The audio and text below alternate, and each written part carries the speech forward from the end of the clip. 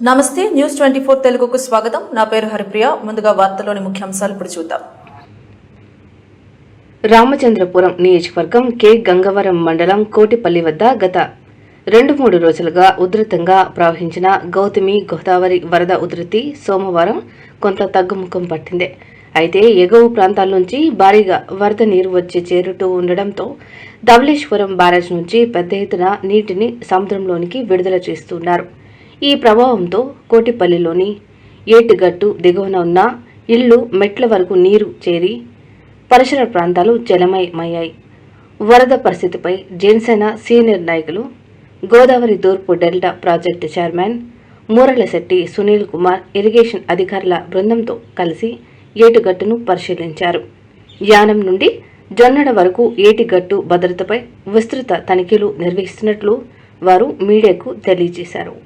ఈ తనిఖీ బృందంలో WUA Kota Munakala Visweswararao, TC Kulla Yanamala Gopalakrishna, AED Sundar Singh, DC Kajuluru Krishna Chaitanya, drains DE Pocharao, Draksharama AE Subrahmanyam, Alamuru drains AE Subrahmanyam, Kotipalli DC Vijay Gopalaraju, vice DC Tadala Lovaraju తదితరులు పాల్గొన్నారు.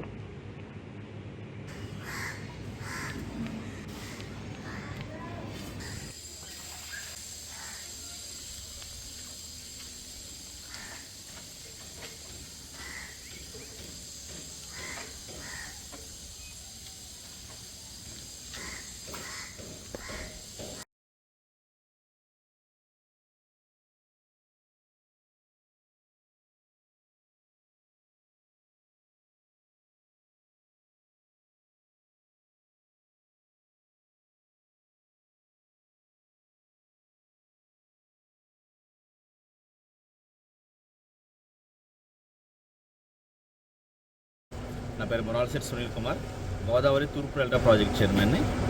ఏదైతే వరద ప్రభావితం ఎక్కువగా ఉండడం వల్ల ధవళేశ్వరం బ్యారేజ్ వద్ద 2వ ప్రమాద హెచ్చరిక జారీ చేశారు.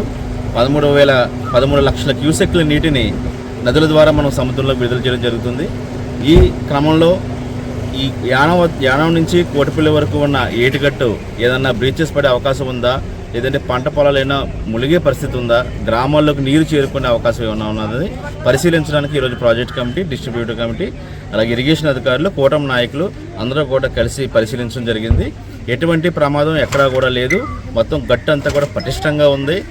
ఎవరో కూడా రైతులు కానీ గ్రామస్తులు కానీ ఎవరు ఆధారపడాల్సిన అవసరం లేదు. ఏదైతే ఇంజరం వద్ద పంట పొలాలు మునిగే పరిస్థితి వద్ద ఉన్న స్లోయిస్ని కూడా మేము గమనించాము. అక్కడ ఒక లిఫ్ట్ ఇరిగేషన్ ప్రపోజ్ చేస్తున్నాము. అది సుందరపల్లి వద్ద ఏదైతే బ్రీచ్ ఉందో ఆ బ్రీచ్ వద్ద ఆల్రెడీ టెంపరీ రిలీఫ్ కోసం శాండ్ బ్యాగ్స్ కూడా వేస్తూ ఉన్నారు.